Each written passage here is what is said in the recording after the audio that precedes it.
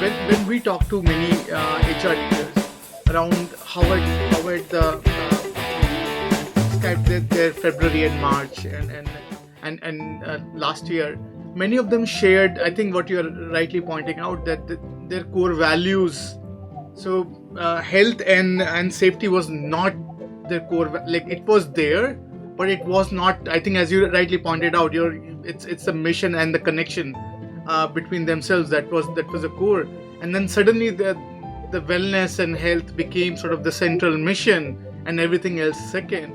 So as a people leader, like communicating that, stalling the complete engine, ensuring still you have a business to come back to, or you have an agency to deliver, because obviously there are a lot of taxpayer implications. Like there are a lot of things that are relying on NASA's ability to deliver, that's making a world better for all of us. How do you sort of balance these two mixes? Like walk us through that mindset. Like how do you sort of say, okay, safety and health, and then this.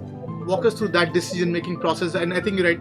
What are some of the steps you have taken to ensure that it's done smoothly? Sure. Well, and this is not just me. This is Yeah. the whole leadership team. I want to be clear. This is the agency leadership making these decisions. And so, like for instance, there is work that can only be performed on site for some of the missions that we do. So manufacturing, test, integration are all examples of things that you would have to do on site. And so what we did was we prioritized what work we needed to get done based upon mission milestones and the capacity for people to safely be on site, which was not very much, right? And even today, now that this administration has come and has weighed in on capacity, the 25% limit along the way, and we're in the process of getting approval for more to be on site as local conditions permitted. But so part of it was that we just made some really good, smart decisions across the agency about what the priority things were to do, especially when they relied on when they had to be on site.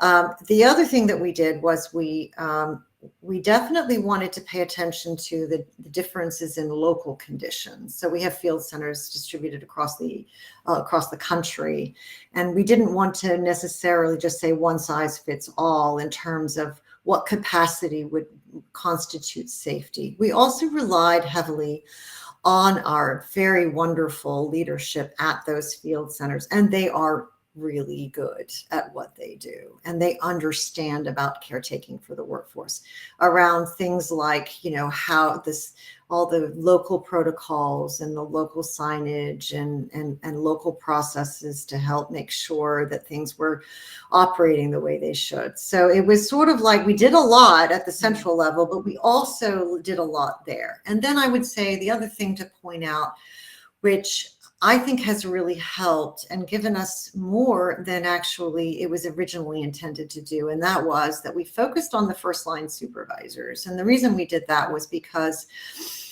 I've been known to say that the supervisors are kind of on the hot seat because they're where the work and the workforce come together. And so while they may have a technical job in addition to their people job, this was a time when the people job really made a huge difference. And they didn't know any more than the rest of us exactly how to operate in this newly found off-site environment. So what we did to support them was we started using our virtual tools, and we basically sponsored sessions. For a while, it was once a week, complemented in the early days with some messages from me about, okay, this week, think about these things, right? Just get real simple, like call everyone on your staff, find out how they are, have this at the ready in case they need help. Talk to them about work and prioritizing work. Help them figure out a way through if they have childcare needs and that aren't addressed, that kind of thing. So really some basic, simple things through these virtual sessions. And though we do not have them once a week, it's more monthly now, we have kept them going. And here was the learning. There was a lot of there was a lot of unmet demand out there from the supervisors to get information on supervising like topics that just going to a training course didn't fulfill. They wanted to hear directly about those things, but as importantly, they wanted to talk to each other. And the virtual platform allowed them opportunities. Of course, they could do that any day of the week, but we don't really have a supervisors forum other than that is more formalized with a little bit more structure around it. So this was the beginning of getting them to feel like they were a cohort who were going through a shared experience, and that was really wonderful. And we've had a whole bunch of different kinds of topics that we brought to that series. Some of them are COVID related, some of them are traditional supervisory things, like, for example, how do you do a performance appraisal virtually? So it could be an example of that, right?